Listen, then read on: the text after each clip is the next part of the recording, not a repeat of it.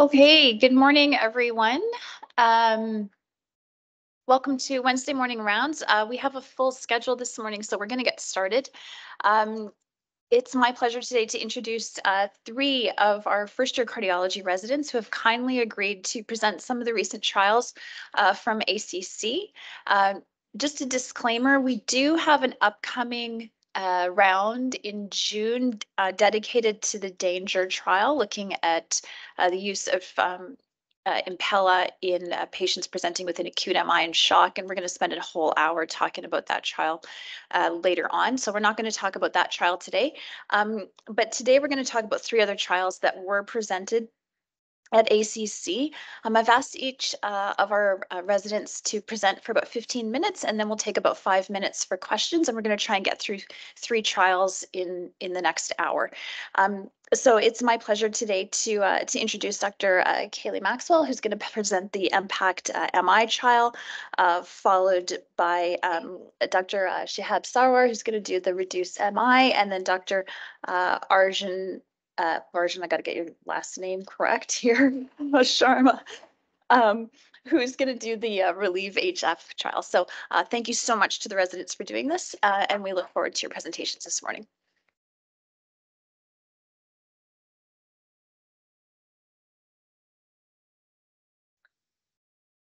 Thanks, Dr. Stadnick, and thanks everyone for being here. So I'm Kayleigh, for anyone who hasn't met me yet.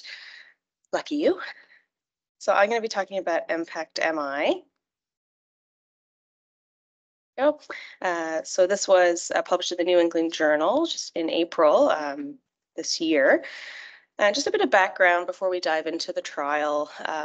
Obviously, we know that there's excellent evidence for SGLT2 inhibitors in patients that we see with our common comorbidities with CKD, diabetes, HFrEF, and HFpEF. Those include the AMI trial in 2022, where patients after an MI had significantly reduced BNP and improved EF at 26 weeks after PCI compared to getting placebo, as well as the DAPA-MI trial, where we saw that with DAPA 10 milligrams for a year after an MI, significant improvements in cardiometabolic outcomes compared to placebo. However, no difference found in terms of death or hospitalization as an outcome. In terms of this study that we're talking about today, this was an international study, event-driven, double-blind and randomized, and placebo-controlled, of course. It was sponsored by the two companies that produce the medication. In terms of our methods, we included patients 18 years or older in this study.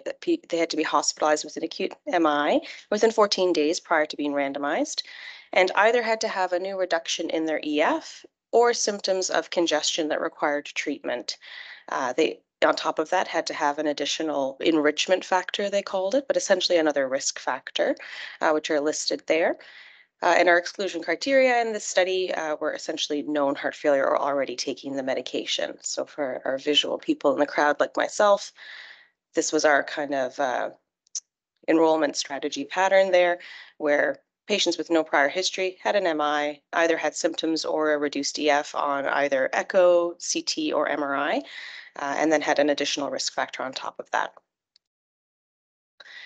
They randomized 1-to-1 to either placebo or EMPA and had a remote visit at 2 weeks, in person at 6 months, and then remote Q6 months until the end of the trial.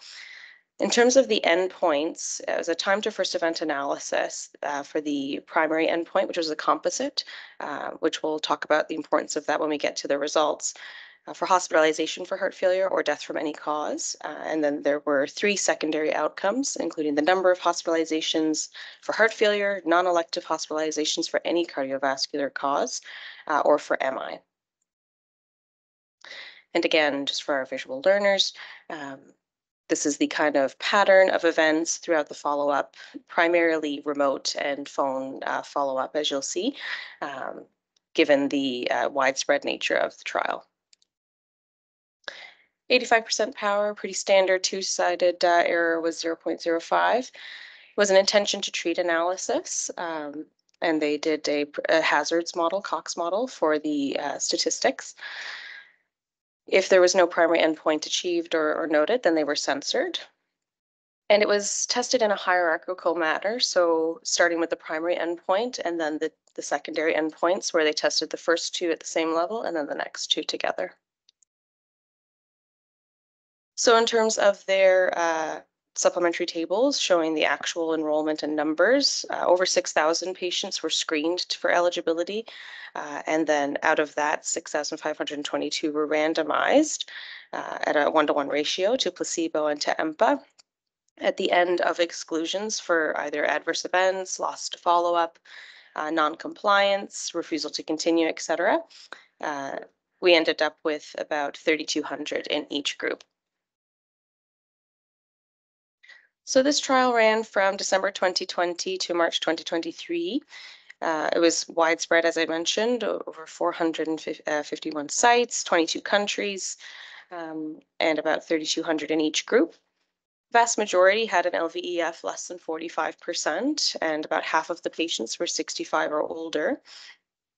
And again, vast majority presented with STEMI as their ACS event.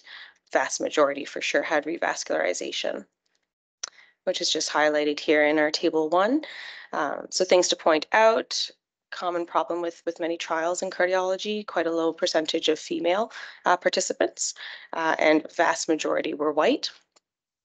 The other things to point out here were, again, that vast majority had revasc, and that 50% of patients had an EF in the 35 to 45% range.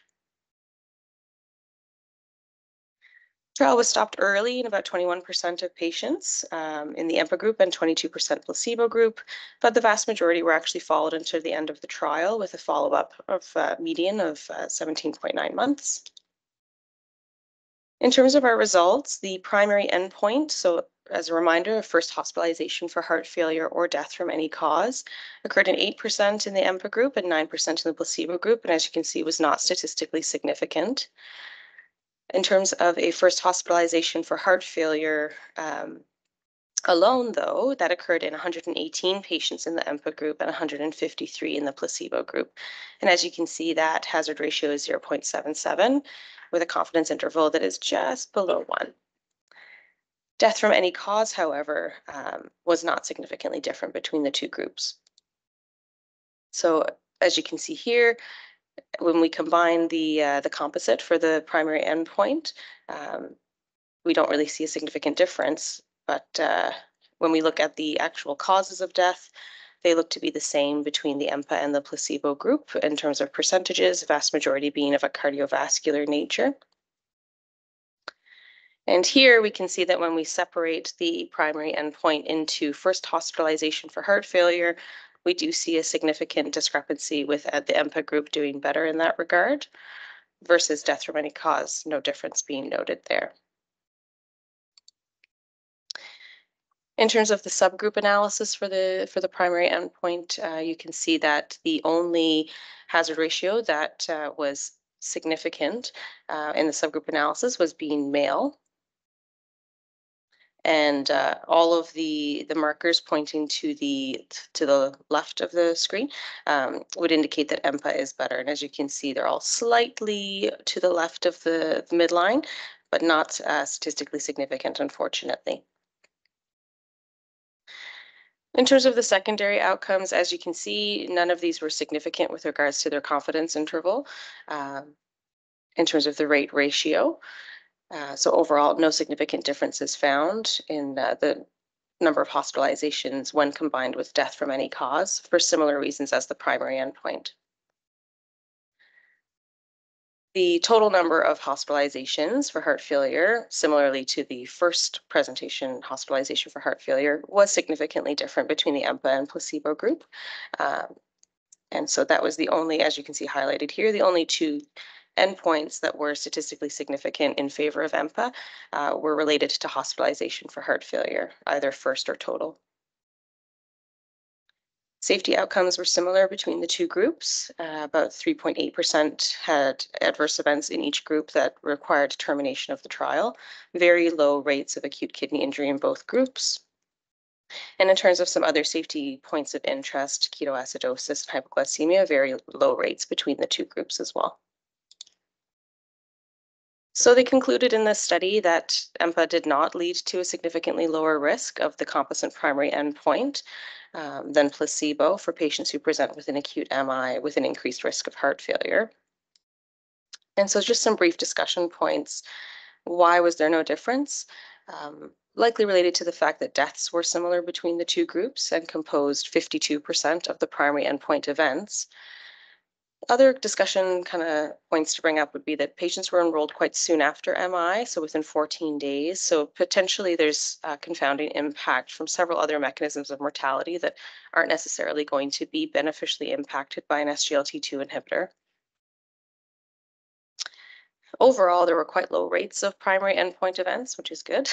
But in terms of why that could have been, widespread use of GDMT was seen in this trial, as we see in many trials now. Almost all patients had antiplatelet therapy and a statin on discharge, and over 80% also received a renin-angiotensin modulator and beta blocker. There was no mention in the trial, in the supplementary data, or throughout the trial notes of use of spironolactone. These patients all had timely revascularization. And in terms of enrollment, in terms of the primary endpoint events that we see, COVID-19 certainly did have an impact throughout this trial with patients with heart failure, as we all saw here as well, and elsewhere being treated more so as an outpatient than as an inpatient. And of course, regional wars at the time impacted enrollment, given this was a global study.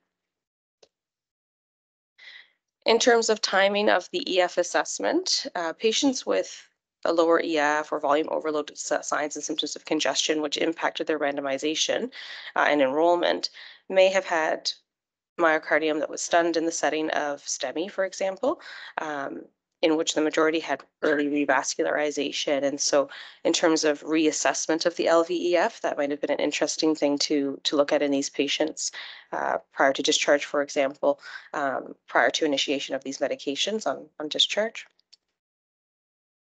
Few limitations for the study. The endpoint events were not actually centrally adjudicated, given the widespread nature of the trial. They were adjudicated peripherally.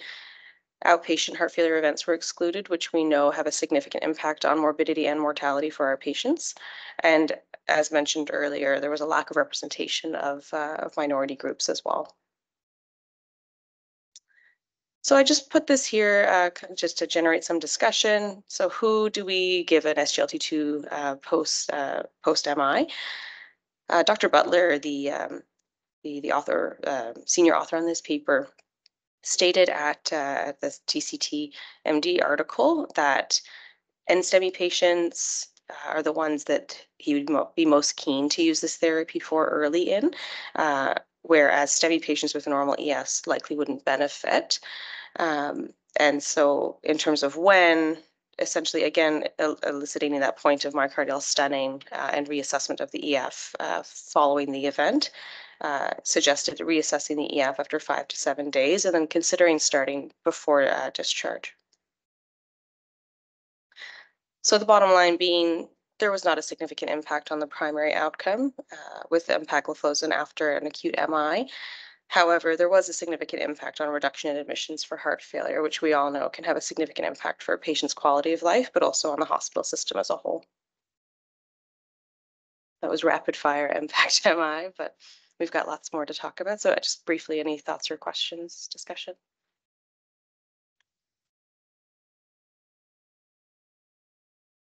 If you do have any questions, please, you can type them into the chat box.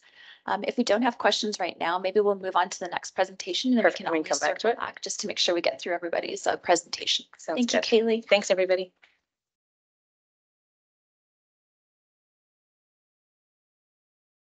So hi, everyone. My name is Shihab. I'm one of the C1s. Thank you, Dr. Stanek, for inviting us to give the talk.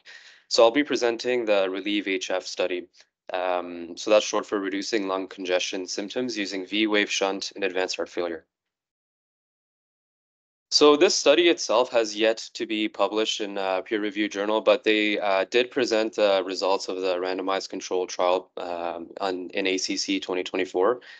They have published the roll-in cohort of the study that I'll go over, but the interesting results really come from the randomized study.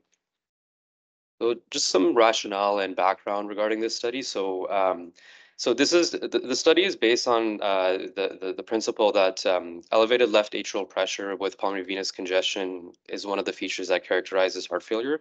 And so there is a hypothesis that having an interatrial shunt to reduce left atrial pressure and thereby improving symptoms of heart failure might potentially affect prognosis and quality of life. There is some early evidence using the interatrial shunt, but specifically within the heart failure with preserved and mid-range ejection fraction cohort. This was based off of a phase 3 trial using what's called the Corvia atrial shunt and the reduced LAP HF2 trial. The bottom line from that study is just as background is that it was a negative trial. However, the role of interatrial shunt therapy, especially within the entire spectrum of the ejection fraction range, has not been assessed. So in this particular study, they actually looked at both the population of heart failure with reduced ejection fraction and the heart failure with an EF greater than 40% population. Just as a background, so that we all understand what we're talking about here, this is a diagram actually from their ACC 2024 presentation of what we're talking about. So the device is called the V-Wave Ventura interatrial shunt. It has an hourglass shape. It's placed within the fossa ovalis, and it basically is covered in a polytetrafluoroethylene encapsulation. And the thought is that it prevents thrombosis. Um, the flow between the left atrium to the right atrium is estimated to allow a pulmonic to systemic flow ratio of 1.2 to 1, and thereby relieving left atrial pressure and theoretically improving symptoms.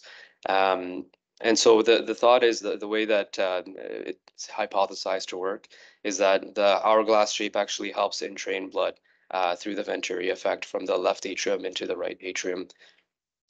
All the patients in the study had received dual antiplatelet therapy for 6 months if they were not on any antithrombotic therapy. And if they were already on anticoagulant therapy, they were just continued on the oral anticoagulant therapy post-procedurally. This is what the device looks like at the top. If you're looking at it through the right atrium, in the middle, basically if you're looking at it from the side and on the left and the right-hand side, if you're looking at it through the left atrium.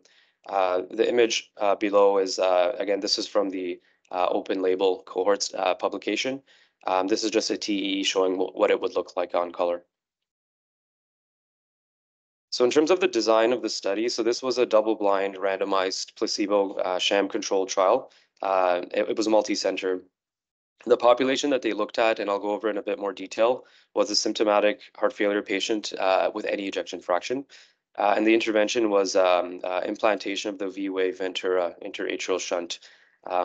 250 patients in that group, and the comparator group was a sham placebo control group, about 250 patients.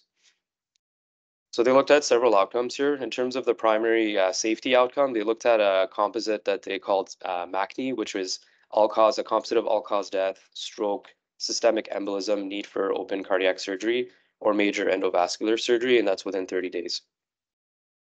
In terms of the primary effectiveness outcome, this was assessed with a win ratio approach, which is a trend we're seeing in more and more of the contemporary studies.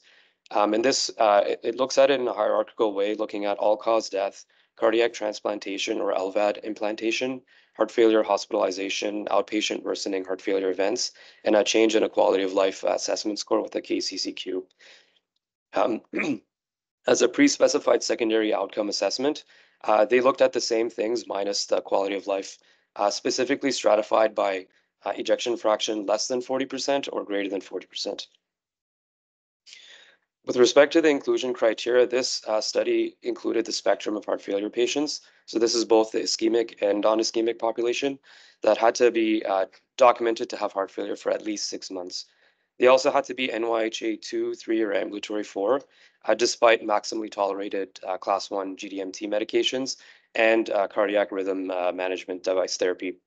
They had to have a hospitalization for heart failure within the last 12 months or have an elevated BNP. And they had to meet specific 6-minute walk test parameters, and obviously they had to consent. They did exclude specific populations that are worthy of mention. So patients who are either hypotensive or hypertensive, with intractable or had intractable heart failure were excluded from the study. Patients with severe pulmonary hypertension, again, were excluded, or if they had severe RV or any RV dysfunction that they've defined as a TAPSE less than 12 or a fractional area change in the RV of less than 25%. They also included anatomic considerations as well that would preclude implanting this device as one of the exclusion criteria, or if they had a pre-existing atrial septal defect, PFO, anomalous pulmonary vein return, corrected congenital heart disease, or severe valvular lesions. And then the other thing worthy of mention is that these are not unstable patients. So that last exclusion criteria here, if we were to simplify it, it's encapsulating unstable patients. In terms of the primary effectiveness endpoint, as I said, they looked at a hierarchical composite ranking using a win ratio of the different variables that I had mentioned previously. And they looked at outcomes both at 1 year and about 150 patients per group they looked at 24 months. So this is the patient flow diagram for the study. As I said, this 97 patients that they had in the roll-in study, this is not included in the double-blind randomized control trial that I'm presenting here. So they had randomized about 500 patients, 250 to each group. At 12 months, they had 250 patients in each group that they had analyzed, and at 24 months, they had approximately 150 patients per group. The median follow-up time was 22 months. In terms of baseline characteristics here, this is just to mention that the groups were well balanced. So the randomization, it was a good randomization. The thing I think a few things to consider here. About 45% of the patients were ischemic and 54% were non-ischemic cardiomyopathy, and that balance held true in the placebo group as well. So that's well represented, and the majority of the patients were NYHA class 3 from this study, with very few being NYHA ambulatory NYHA 4. In terms of baseline echocardiographic characteristics here, I've put this here just to highlight that in the shunt group, there was 5% more of the patients that had at least moderate or greater mitral regurgitation, but the other variables presented here are fairly well balanced between the two groups. And then in terms of baseline right heart cath data comparing the two groups, I put this here basically to indicate here that the cardiac index between the two groups was 2.1 and 2.2 respectively.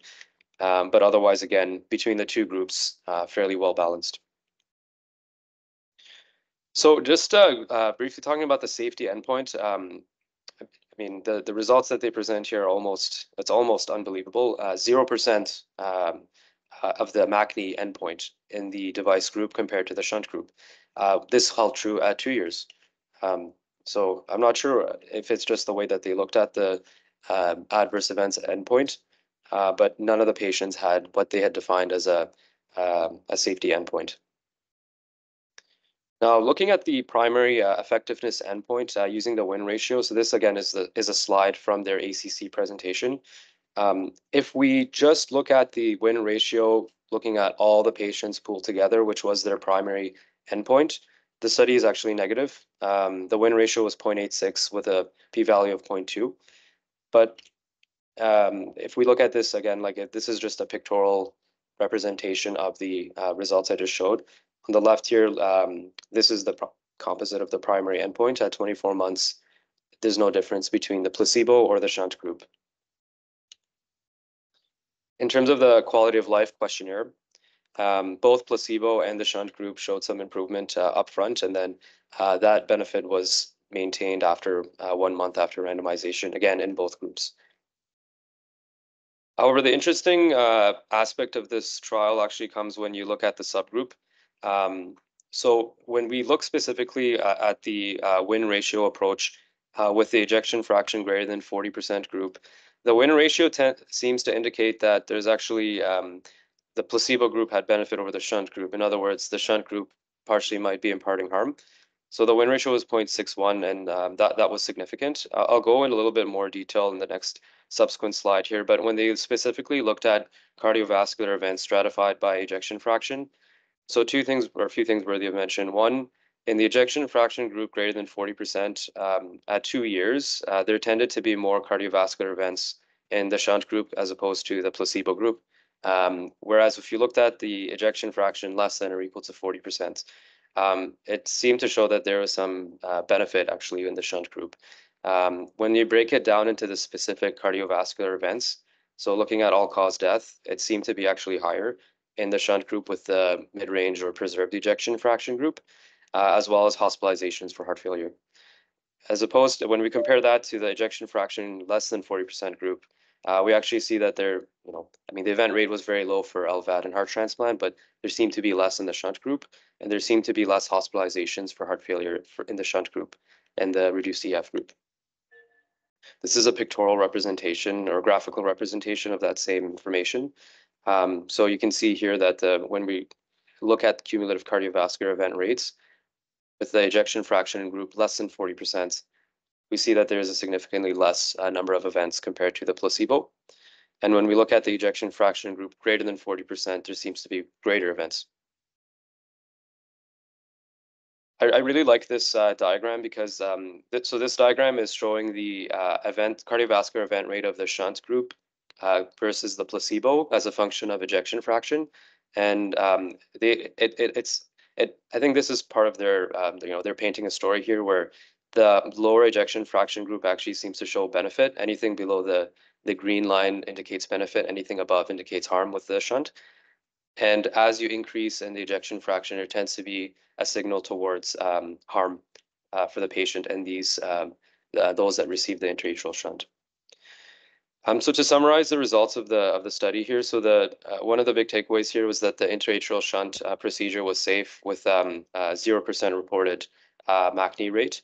The primary effectiveness endpoint, it was a negative study when looking at all patients together, but when they stratified by ejection fraction, the patients who had reduced ejection fraction actually had less cardiovascular events that had the intra-atrial shunt, while those with greater than 40% seemed to have more cardiovascular events, which was a bit of a surprising finding because the initial trials only looked at the mid-range and preserved ejection fraction group as a potential therapy for this group of heart failure patients. Just a few discussion or thought, thinking points here. So so Greg Stone, as the senior author, brought up in one of the interviews that we should just take with a grain of salt, as with most heart failure studies, when we compare the quality of life questionnaire placebo to the treatment groups. Even in the preserved ejection fraction group, there seemed to be an improvement in quality of life, even though when we look at the subgroup analysis, the ejection fraction greater than 40% actually had more hospitalizations for heart failure. Now, we have to understand that the study was not powered to specifically look at the subgroup. So any of these findings that might indicate benefit or harm are purely hypothesis generating. It's not by any means conclusive, but this study really lays the foundation for future studies looking at shunt therapy, specifically now in the reduced ejection fraction group rather than preserved ejection fraction group. Mechanistically, it's not, at least to me, it's not clear, and to the authors, it's not clear why a shunt would be beneficial in the reduced ejection fraction group compared to those with mid-range or preserved. So that is a bit of a question mark if this is a real effect. Yeah, so that's the end of my section. I guess we can just move on, and then at the end, if there's questions. Sure, we can move on unless anyone has a burning question right now before we. With the analysis, or the randomization pre-stratified the EF, or was it just the base stratified and after the analysis? All I'm asking. Yes, yeah. So the question from Dr. Bernie was the analysis by ejection fraction group a pre-specified analysis? The answer is yes. This was a pre-specified analysis. Yeah. Pre-specified.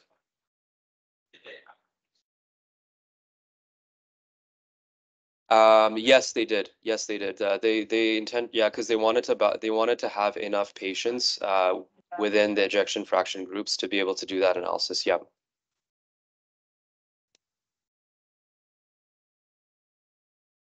Let's go on to our third presentation. Just want to make sure everybody has time.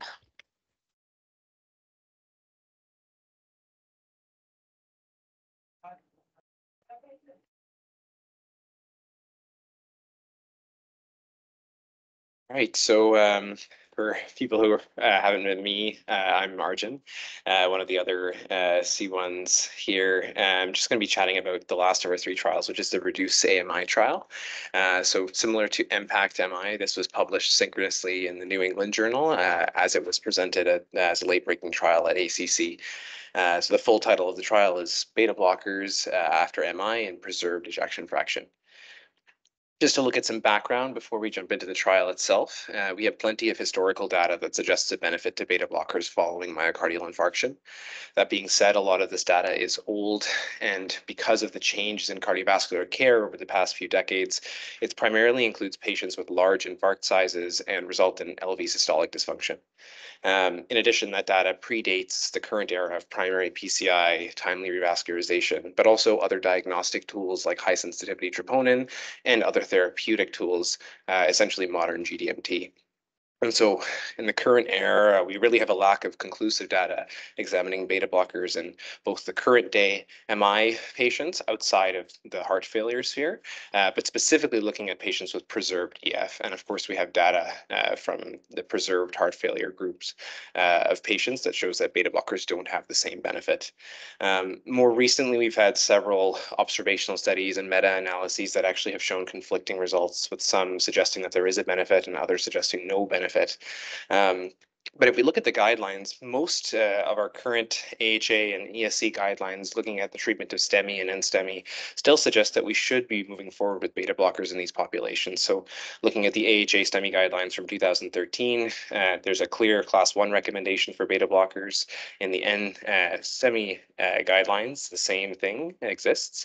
And specifically, there's a class 2A recommendation that it's reasonable to consider beta blocker therapy in patients with normal LV function following non-ST elevation MI. And then the most recent of all those guidelines in ESC, their ACS guidelines have a class 1 recommendation for patients post-MI with an EF less than 40%, but a 2A for all patients. So still not as strong as the class 1 recommendation, but clearly guidelines are still ubiquitously recommending beta blockers in these patients. So to come back to our trial, this was an open label international randomized controlled trial, although this was not a placebo controlled trial. And the international is taken with a bit of a grain of salt, seeing that about 95% of the patients in this trial were enrolled in Sweden, with just the remaining 5% coming from New Zealand and Estonia. The median duration of follow-up for these patients was about 3.5 years, and the trial ran between September of 2017 and May of 2023, enrolling just over 5,000 patients. The primary outcome was a composite of all-cause mortality and recurrent acute MI, and the secondary outcomes were both of those outcomes independently, as well as hospitalizations for heart failure, atrial fibrillation, and specifically cardiovascular mortality. In terms of the inclusion criteria, it's fairly straightforward in this population, as you might imagine. Adult patients with a physician-adjudicated type 1, either STEMI or NSTEMI, within the 7 days prior to randomization, where coronary angiography was performed during that index hospitalization. And they were defined to have obstructive coronary artery disease, either visually by angiography alone or by invasive physiologic testing, FFR or IFR. And then specifically, of course, looking at our population with preserved ejection fraction, they had to have an echocardiographic EF of 50% or greater. The exclusion criteria were somewhat vague, but looking at them in general, it's really just a contraindication for beta blockade. Again, it's just adjudicated by the patient's MRP or an alternative indication for beta blockade. The study was 1-to-1 randomization to either a beta blocker arm or a no beta blocker arm. And this is where the fact that this trial was non-placebo controlled kind of comes into play. The beta blockade arm was not universally prescribing beta blockers. It was just a message to the patient's MRP that we would like them to be on a beta blocker, either extended release metoprolol or bisoprolol, with a preference for metoprolol, and a target dose of either 100 milligrams daily of extended release metoprolol or more than 5 milligrams daily of bisoprolol. And the no beta blockade arm was simply a message to these patients, MRPs, where they had asked them essentially not to prescribe beta blockers, or if they were on beta blockers at the time of the trial randomization, for them to be tapered off of them over 2 to 4 weeks. It's a little bit small here, but looking at the supplementary material talking about the study flow diagram, unfortunately, there's not a lot of data given to us about the patients who were screened and who may have been excluded prior to randomization. But essentially, among the just over 5,000 patients who provided informed consent, almost all of them underwent randomization and were followed. Very few patients were lost to follow-up during the trial. And in fact, several of the patients who were lost to follow-up were simply lost to follow-up because they emigrated out of Sweden. A large part of the data collection in this trial was done through the Swedheart Registry, which is a national registry capturing data from all patients with MI. And so the vast majority of the follow-up data was collected from there, which meant that the small percentage of patients in Estonia and New Zealand did not have as much data as the Swedish patients captured in the trial. From a statistical analysis perspective, the study group assumed the composite endpoint event rate would be about 7.2% per year in the no beta blocker group, and they planned their statistical analysis estimating that they would see a 1.2% absolute risk reduction in the beta blocker group. In actuality, they saw a much lower event rate in the trial, so about 3% rather than 7.2%, and so they changed their statistical analysis and powered the study to detect a lower risk reduction. And this was an intention to treat analysis.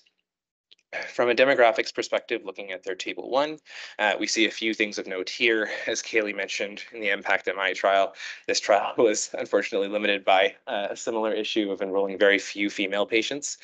In terms of the study population as a whole, this was very, very healthy population. So a very, very small minority of these patients had prior MI, prior revascularization, previous stroke, or previous heart failure.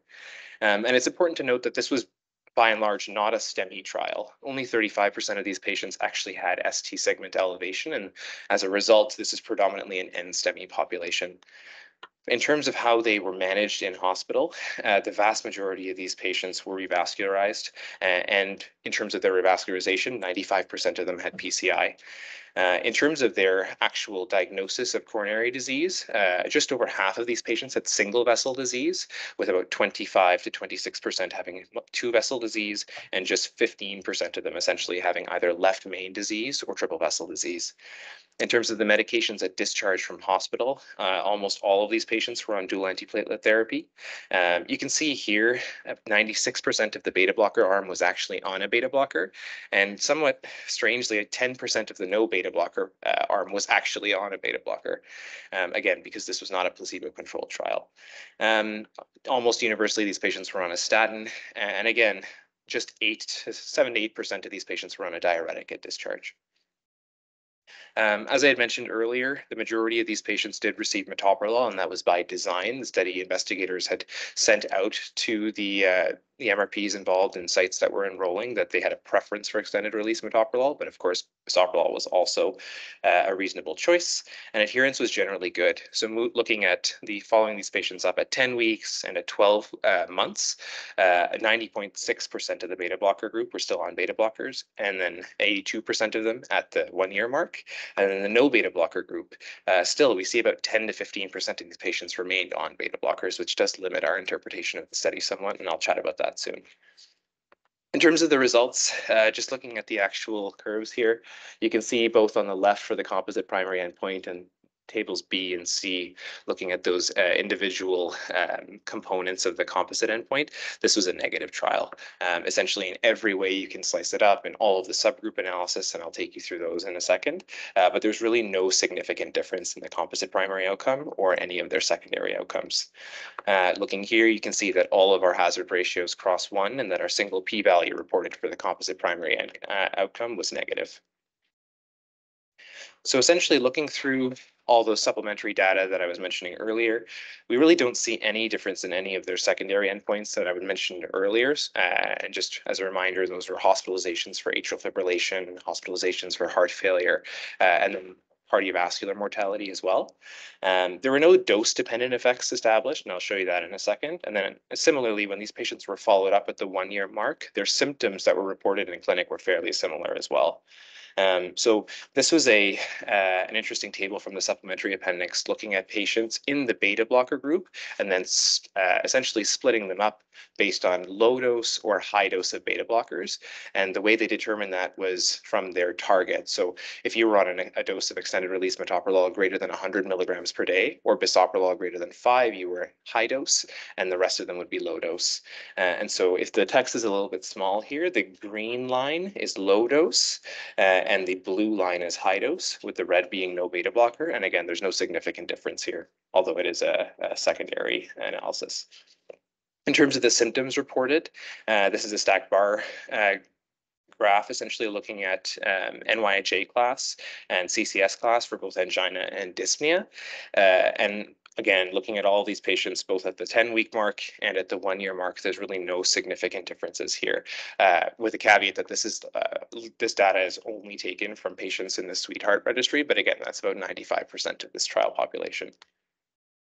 From a safety perspective, for those of us who are interested in looking to see how safe beta blockers are, hospitalization because of either bradycardia, advanced AV block, syncope of undetermined cause, or a need for a pacemaker was essentially identical in the beta blocker and no beta blocker groups. And then they also looked at hospitalizations for asthma, COPD, and stroke. And again, no significant difference. There is a bit of a separation of the curve in stroke there, but overall, the cumulative incidence is quite small, and so it's unlikely that that's a significant difference. But again, the study was certainly not powered to detect this. From a subgroup analysis, in terms of all of their pre-specified subgroups, we really don't see any significant signal towards benefit or harm, with the exception of patients, and you can see it right at the top in the top line, who were on beta blockers at admission, in which there was actually a signal towards harm with beta blockers. Now, the study investigators actually do talk about this in their discussion, and their thought is that this represents statistical noise. Certainly, I can't imagine any mechanical or mechanistic or pathological explanation as to why keeping these patients on beta blockers would cause harm. And again, this was limited to the primary outcome. So looking at a composite of all-cause mortality and recurrent AMI. So there is that, but otherwise there's really not a lot of interesting data to be gleaned from the subgroup analysis. So taking a look at the bottom line, essentially, among patients with AMI in whom LV ejection fraction is 50% or greater, beta blockade does not appear to reduce a composite of all-cause mortality or recurrent acute MI. There's a few points of discussion here that are worth talking about. In general, the event rates were much lower than expected, and as I mentioned earlier, this was a fairly healthy population. And overall, in terms of external validity, the results of this trial are much less generalizable to patients with multi or triple vessel coronary disease at presentation, in those who had planned or who had undergone surgical revascularization, or those patients who had symptoms of congestion. So again, very few of these patients were on diuretic therapy at discharge, although to be honest, in our MI population, in patients who have preserved ejection fraction, I think, can speak for most of us, we don't see a lot of congestion and significant heart failure, so that may not be super significant. And again, as I had mentioned earlier, this was not a STEMI trial for what it's worth. Just about a third of these patients actually presented with ST elevation. And again, because the vast majority of them had single vessel disease, there are likely very few patients captured in this trial who had residual coronary disease after revascularization. Interesting to me, I also did not, in the supplementary appendix or the main paper, find any reporting of infarct territory for patients presenting with STEMI. And it's possible that we might have seen differences in the anterior and non-anterior, for example, inferior MI subgroups, where we do sometimes see the impact of beta blockers vary and the prevalence of heart failure vary as well. And then in addition, because the exclusion criteria was somewhat vague, MRP adjudicated indication for beta blocker besides the trial, it's difficult to know who was truly excluded from this trial. And then, of course, I've mentioned a number of times, but the fact that it wasn't placebo controlled and 10 to 15% of the no beta blocker arm were on beta blockers, of course, limits our interpretation. So future directions, what about ACS patients with mild LV dysfunction? So we've kind of seen the population with 50% or greater EF, but what about the 40 to 50% range? Well, if you're interested in that, there's 3 large trials that are ongoing right now. So Reboot, Beta-MI, and DanBlock that are all looking at that question, essentially structured very similarly to this trial, but including patients who have an EF of 40% or greater. And all of those should be releasing the results within the next few years. So we should have that question answered soon enough. So in terms of the summary, REDUC-AMI is the only large RCT in the current era to assess the impact of beta blockers in this population. And because of that, it's likely to be at least guideline informative, if not practice changing for those of us who are still unilaterally using beta blockers in this population. And that's about what I have. Happy to have any questions or comments, and then I guess we can chat about the earlier trials as well. Thank you so much. Are there any questions in the audience? If not, there's questions in chat boxes. Okay, so if we just maybe we'll talk about this trial first because there's a couple questions online. So one of the questions from Dr. Chan, do you know how much crossover between the 2 groups there were? Yeah, it's a good question. I don't think they specifically outlined in their data how much or what percentage of patients were started on beta blockers during the trial period who were in the no beta blocker arm or the reverse. You can kind of infer some of that data from what they reported as far as beta blocker use during the trial. So you can see that actually, interestingly enough, 11% of those patients in the no beta blocker group were on beta blockers at 10 weeks, but that number actually goes up at the 11 to 13 month range. So you can kind of infer that there was some degree of crossover. And similarly in the beta blocker group, the number goes down. So certainly there was some degree, but they did not, more than this data at least, there's nothing else in the trial that would specifically answer that question. And there's a comment from Dr. Fulop. I'll just read his post. So my recollection of the original beta blocker AMI trials from the 1970s is that the mortality benefit was early in the first 24 hours and mostly due to less VT and VF. There was no thrombolysis or PCI back then. This is where the original recommendation for beta blockers came from. So that's Dr. Phillip's comment. Not sure if you guys discussed that at all when you had your journal club a couple weeks ago about these trials. Yeah, certainly. I think it's hard to know how to interpret that. Obviously, now that we have such a huge majority of our patients getting timely revascularization, it is worth noting that alternative indication for beta blockade was an exclusion criteria here. So among the population, and I would expect more in the STEMI group than the non-STEMI group who did have significant arrhythmias, that the MRP felt beta blockers were clearly beneficial here. Those patients really weren't captured in this trial. But again, we'd expect a lower proportion of those patients are probably in the timely revascularization era. Dr. Labanez? Yeah, thanks. Not a comment on your trial. Just a comment on the shunt therapy. As you know, we have a vested interest in that, having done. So we here do our shunt therapies differently. We create a shunt between the left atrium and the coronary sinus, just published in the European Heart Journal. Interesting, we get the similar signal as they do. We had always thought that it was maybe more of a HFpEF therapy, but maybe it's not. Anyway, I'm just plugging this because we're just starting the ALTFlow 2 trial, which is a randomized sham control, obviously not double blind. I know what I'm going to be doing. Randomized sham control trial for patients with heart failure who get a coronary sinus shunt. We're a bit more rigorous than they do. We do exercise bike tests and other things as well. It's a really fascinating population.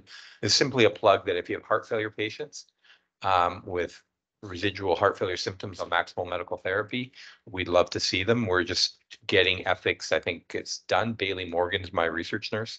So please keep them in mind for the study. So if we transition to that trial, then there is a couple questions that have come in. The 2 questions are, do patients with PFOs have less heart failure? I don't know the answer to that question. Does anybody know the answer to that question?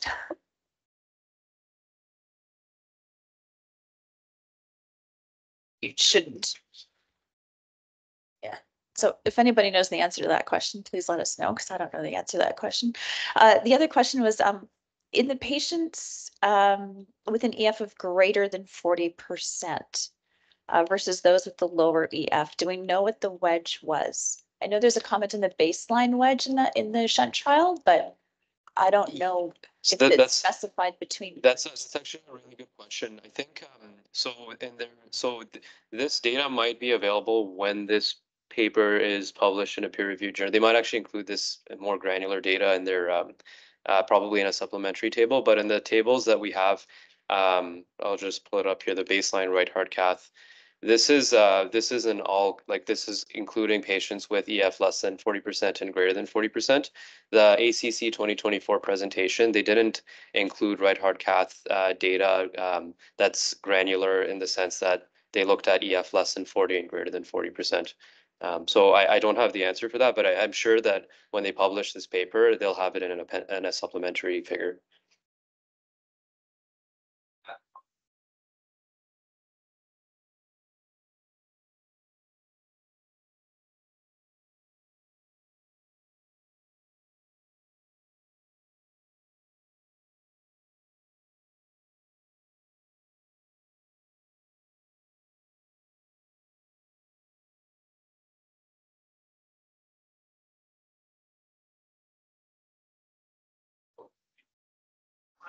Based on the study, I don't think you much. I mean, I think you really have to look at the exercise. I don't think that's where the triage is going to happen. Yeah, it's a great that's a great point by Dr. Labanaz. This is all this is not, I mean, this right heart cath data is all, you know, it's not a wedge pressure after exercise or something like that, right? It's all just, you know, baseline at rest. So the one other thing, where is it here? So regarding the exercise capacity, they did include that as a, I mean, the 6-minute walk test is a surrogate of that, but it wasn't anything beyond that. There was no cardiopulmonary exercise testing or anything like that. Yeah. So the shunt is working by a Venturi effect. So I wonder about the added or lack of effect with atrial contraction. So is there a difference with people with atrial fibrillation versus atrial? Where is the sinus rhythm? I don't know. Great question, Dr. Beans. I don't know that. I mean, from the baseline characteristics here in terms of patients with atrial arrhythmia, they said 30% of these patients in the shunt group and 25%. 60% of them have atrial fibrillation, or at least a history of it. Yeah. Sorry, 60 and 60%. Yeah. In the first trial, I know that Dr. LeMay is looking at this. So what is the impact on that trial? I don't know if Dr. LeMay is online or not, but.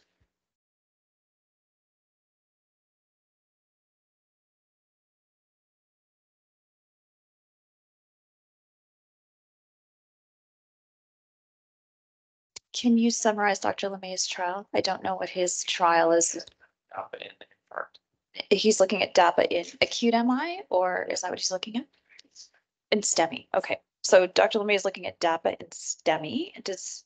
So we were just wondering if this is going to have an impact on how he thinks about that trial. I don't know if Dr. LeMay is on the call. We'll ask him when we see him in the hall. Are there any more comments about today's discussions or trials that were presented? Okay, I'd like to thank everyone for joining today, and thank you so much to the residents for presenting. It was excellent.